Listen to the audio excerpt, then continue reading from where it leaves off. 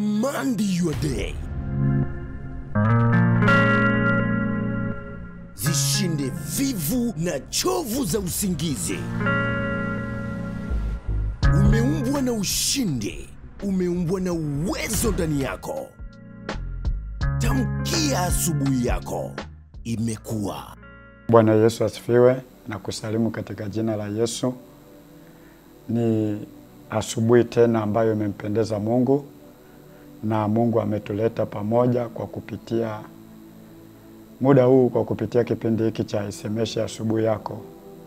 Na nilioko mbele yako hapa ni mtumishi wa Mungu Noel David wa kanisa la Penueli Uso wa Mungu. Na Jumapili ya leo nataka nikuletee maneno machache ambayo Roho wa Mungu amenipa kwa ajili yako na kwa ajili ya wote ambao wanaotutazama na kutusikiliza. Ninao ujumbe uliobeba ujumbe wa mwaka huu ambao unasema ni mwaka wa matendo makuu ya Mungu. Unatoka kwenye kitabu cha Zaburi sura ile ya 60 na ule mstari wa 12. Maandiko yanasema, kwa msaada wa Mungu tutatenda makuu, maana yeye atawakanyaga watesi wetu. Utaona Daudi anasema kwa Zaburi kwamba kwa msaada wa Mungu tutatenda mambo makubwa, na kwa sababu yeye atawakanyaga watesi wetu. Ukisoma mstari wa 11 anasema, utuletee msaada juu ya watesi, maana wokovu wa binadamu haufai.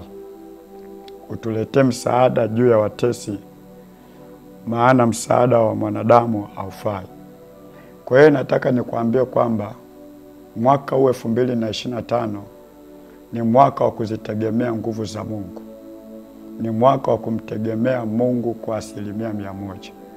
Na yoyote yule ambaye atamtegemea Mungu kwa 100%, basi ujue yako mambo utakwenda kuyatenda yatakayopita akili yako na ufahamu wako. Kwa sababu tunapozungumza neno msaada, wakati Daudi alipofika mwisho alihitaji msaada. Alikuwa na uhitaji wa kupata nguvu ya ziada.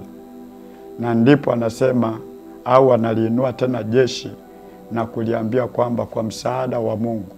Manake kwamba pako mahali ambapo sisi tumeshindwa, pako mahali ambapo tumefikia, na tukijitazama hatuwezi tena kusonga mbele. Lakini Daudi anainua neno la imani kwa watu waliokuwa nao. Anasema kwa msaada wa Bwana tutatenda mambo makubwa, maana kibinadamu tumeshindwa. Sasa tunapozungumza neno msaada, manake tunazungumza nguvu ya ziada. Neno msaada limebeba nguvu ya ziada. Mahali ambapo nguvu yako itapungua, mahali ambapo imani yako itatindika, utaona kuna nguvu ambayo itakainuka ili kuleta msaada wewe kukufanikisha mahali ambapo umeshia.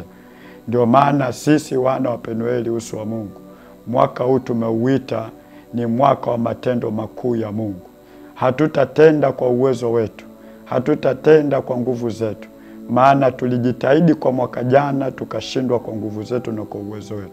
Lakini mwaka huu tunaruhusu nguvu ya Mungu itusaidie mahali ambapo tumeshindwa. Tunapozungumza msaada, manake tunazungumza neema. Na utaona msaada unasimama mahali ambapo watu wameshindwa kusonga mbele, watu wameshindwa kufanya mambo fulani. Ndipo ambapo inapozungumza, na sio nguvu nyingine tena ambayo Daudi anaizungumzia hapa. Ni nguvu ya kiungu ambayo ni nguvu ya Roho Mtakatifu, ambaye ni Mungu mwenyewe ndio atakayesimama mwaka huu kukufanikisha katika mambo yako yote. Nataka nikuambie kwamba wakati mwingine umekata tamaa, wakati mwingine umeshindwa, hata umesema kwamba sitaweza tena kwa sababu ya mwaka jana, mwaka 2024, kwa sababu ya mambo yaliyopita mwaka jana. Nataka nikuambie kwamba ruhusu nguvu za Mungu zikuhudumie. Ruhusu nguvu ya Mungu ikusaidie. Wako watu ambao wanategemea nguvu za waganga wa kienyeji. Wako ambao wanategemea nguvu zingine za kibinadamu. Lakini wako ambao wanategemea nguvu zao za fedha. Wewe ambaye hauna fedha, wewe ambaye unasema mimi ni maskini, mimi siwezi, kwa sababu ya umaskini wangu, kwa sababu sina fedha, kwa sababu sina sponsor, nataka nikuambie kwamba iko nguvu ya Mungu. Ukiitegemea, Mungu atainuka na hiyo nguvu itasimama iweze kukusaidia katika kila jambo. Hata mgonjwa aliyoko hospitalini, hata mgonjwa ambaye ametembea kwa muda wa mwaka mzima, ukitegemea nguvu ya Mungu inaweza ikakuinua hapo ulipolala. Anasema Daudi kwenye kitabu kile cha Zaburi 46, Zaburi 46 mstari wa kwanza. Anasema Mungu kwetu sisi ni kimbilio na nguvu, msaada utaonekana tele wakati wa mateso. Mungu kwetu sisi ni kimbilio na nguvu, msaada uonekanao tele wakati wa mateso. Kwa hiyo utaona kwamba Mungu ni Mungu mwenye nguvu. Kwa kila anayemkimbilia, yeye anafanyika kuwa msaada tele ambao unaonekana wakati wa mateso yako. Je, unapita kwenye kipindi cha gumu? Mwaka jana umekuwa una wakati mgumu. Mwaka jana umekuwa na kipindi kigumu bila msaada wowote na ukavuka ukiwa katika hali tete. Nataka nikuambie hivi, yuko Mungu ambaye utakayeliamini neno. Yuko Mungu ambaye utakayemwamini atainua nguvu zake na akufanikishe katika mambo yako na akuwezeshe katika mambo yako, iwe kibiashara, iwe kikazi, iwe kielimu, iwe kiuzao, iwe kitoa, iwe unalima lakini haupati mazao, unalima lakini haupati faida.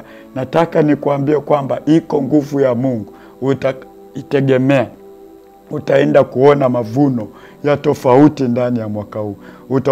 Utaenda kuona faida za tofauti mwaka huu. Yuko Mungu ambaye anayetutegemesha kama Daudi alivyomtegemea. Tunapomsoma Daudi tunaona kwamba alikuwa shujaa wa vita, lakini shujaa wa vita hakutegemea nguvu zake. Hakutegemea kwa sababu aliua dubu, kwa sababu ilifika wakati alimtegemea Mungu. Walipomtegemea Mungu, alifanya zaidi ya yale ya kuua dubu, alifanya zaidi ya kuua simba. Kwa nini? Kwa sababu kuna nguvu ya ziada ilikuwa ndani yake. Kama tunavyosoma kwenye kitabu kile cha Samueli, utaona Mungu anamtuma Samueli, anamwambia chukua pembe kwenye mafuta, nenda kwenye nyumba ya Yese, nitajipatia mfalme. Na anapofika kwenye ile nyumba, Mungu anamuinua Daudi. Wakati anamiminia, kuna nguvu ya Roho Mtakatifu ilimuingia Daudi. Hiyo nguvu ndio ambayo iliyomwezesha kumwangusha Daudi Goliati, na hiyo nguvu ndio ambayo iliyomwezesha kuwa mfalme Daudi na kuweza kupigana vita kwa kipindi chake chote cha miaka 40 akiwa mfalme. Na mimi napenda nikuambie kwamba tunapoungana na neno hili la Daudi, tutaona nguvu ya kutuinua kutoka mahali tumekataliwa, kutoka kwenye magonjwa, kutoka kwenye umaskini fulani, kutoka kwenye hali fulani, na kutufanya kuwa wafalme ndani ya mwaka huu. Mwaka huu ni mwaka wa tofauti, ni mwaka wa kipekee kwa ajili ya maisha yako. Na mimi Mungu ananionyesha kabisa, kama utasimama na Mungu, yuko Mungu ambaye atakayekutetea, yuko Mungu ambaye atakayekupigania, yuko Mungu ambaye atakayokuinua katika kila jambo. No matter mwaka uliopita umekuwa mgumu kiasi gani kwako, mwaka uliopita umekuwa kipindi kigumu, lakini mwaka huu Roho wa Bwana ananiambia kabisa ni mwaka wako wa kuinuka, ni mwaka wako wa kusimama, ni mwaka wako wa kutenda mambo makubwa.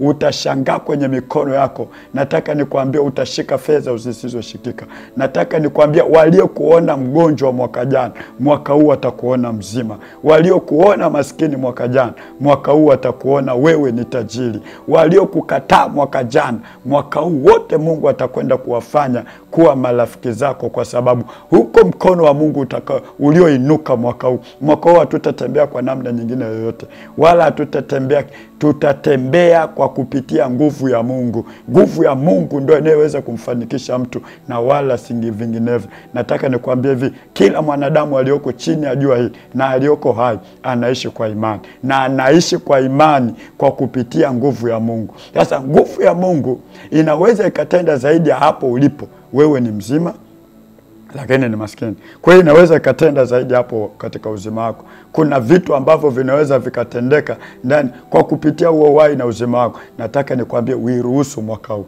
Ndio maana sisi watu wa kanisa la Penueli tunabeba mwaka huu kama ni mwaka wetu wa kutenda kwa matendo makuu. Tutafanya kazi kwa bidii, kwa kupitia hiyo kazi Mungu atatufanikisha. Tutaamini kwa kupitia hiyo imani Mungu atatufanikisha. Tutakuwa na umoja, tutaomba na Mungu atatufanikisha. Tutasimama katika hali ya utakatifu wa kimungu na Mungu atatufanikisha. Tumeanza mwaka huu kama watumwa, lakini nataka nikwambie tutamaliza kama wafalme katika jina la Yesu Kristo. Napenda nikuombea wewe ambaye umepita kwenye kipindi kigumu, hata umeingia ndani ya mwaka huu, umekuwa ni mwaka wako pia nao, bado unauhesabu kama ni mwaka wa makosa. Nataka niugeuze kwa kupitia maombi haya na kwa kupitia neno la Mungu. Baba, katika jina la Yesu Kristo, ninamkabidhi huyu msikilizaji, huyu mtazamaji ambaye anayenitazama sasa. Umenipa neno la kumuinua, umempa neno la kumtia imani, umenipa neno la kumtia nguvu. Baba, akasimame kisawasawa katika biashara zake. Amekuwa ni mtu wa kufanya biashara zinapotea, amekuwa ni mtu wa kushika pesa zinapotea, amekuwa ni mtu wa kuanza kila kunapoitwa leo. Ninamuombea mwaka huu, ninamuombea Jumapili ya leo, anaposikia maombi haya na neno haya, chochote atakachokianza siku ya Jumatatu kikawe ni kitu cha kusonga mbele katika jina la Yesu Kristo. Ninakataa roho ya kuanza mwanzo, ninakataa kwa damu ya mwana kondoo.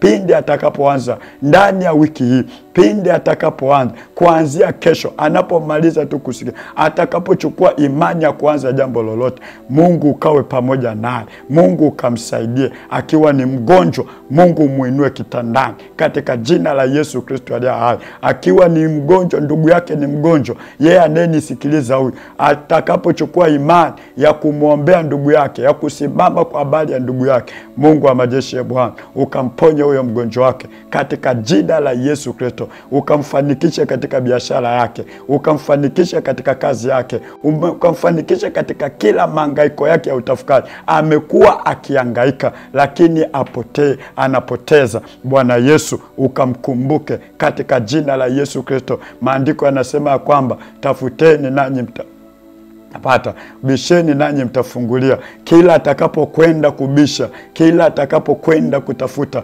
Mungu ukawe pamoja naye na Mungu ukamfanikishe katika jina la Yesu Kristo aliye hai. Yoyote atakayechukua imani kwa kupitia hili neno, yoyote atakayechukua imani kwa kupitia haya maombi, Mungu ukawe pamoja nao. Uso wako Mungu ukawe pamoja nao, ukampambanie, na mwaka huu ukawe ni mwaka wake wa tofauti katika jina la Yesu Kristo. Amekuwa akisumbuka mpaka ameitwa masumbuko. Bwana Yesu ukamfutia hilo jina la masumbuko, bali roho ya utele na nguvu ya utele ikawe ndani yake. Kila atakalolitenda likawe lenye kufanikiwa, sawa sawa na Zaburi ile sura ya 1 na ule mstari wa 2 na ule mstari wa 3. Maana ukasema na kila litendalo litafanikiwa, wala jani lake halitanyauka. Bwana Yesu, ninakataa roho ya kunyauka juu yake katika jina la Yesu Kristo aliye hai. Baba ukasimame, Baba ukaonekane, na neema yako Mungu ikawe juu yake. Hili neno ulilotupea Baba likawe juu yake. Hii nguvu ulionipea Mungu ikawe juu yake. Ninamuombea baba huyu, ninamuombea mama huyu katika jina la Yesu. Amekata tamaa katika ndoa, amekata tamaa kwa namna moja hata nyingine katika ujana wake. Huyu binti amekata tamaa, amekuwa ni mtu wa kuchumbiwa na kuacha. Ninapeleka nguvu ya kuimarisha mahusiano yake. Pindi atakapoanza tena, au hayo alio nayo hayatavunjika katika jina la Yesu. Na mwaka wakawe ni mtu akufunga ndoa, akaitwe bibi harusi, akaitwe mama wa nyumba katika jina la Yesu Kristo. Ninaondoa kila balaa, ninaondoa kila mikosi inayomwandama katika jina la Yesu. Roho za kutupiwa hazina nafasi, roho za ukoo zinazomwandama hazina nafasi katika jina la Yesu Kristo aliye hai. Baba, ninamweka mikononi mwako kwa utukufu wa jina lako. Ni mimi mtumishi wa Mungu Noel David Nchango wa kanisa la Penueli Uso wa Mungu. lililopo Kimara Bonyokwa. Kimara Bonyokwa. Kwa wale wanaotoka Ubungo wanashuka Kimara mwisho, wanavuka daraja. Kwa wale wanaotoka Mwenge, wanaotoka Riverside na sehemu zinginevyo, bado wanafika pale pale Kimara. Kuna usafiri bajaji, kuna Noah, kuna bodaboda. Au kwa namna nyingine, kwa mawasiliano zaidi, namba yangu ya simu ni 0712 40 13 83. Namba yangu nyingine 0745 46 70 20. Hizo ni namba zangu ambazo unaweza ukanipigia na ukanipata moja kwa moja. Mungu akubariki sana. Narudia namba moja, 0712 40 13 83. Mungu akubariki. Amen. Command your day. Zishinde vivu na chovu za usingizi. Umeumbwa na ushindi.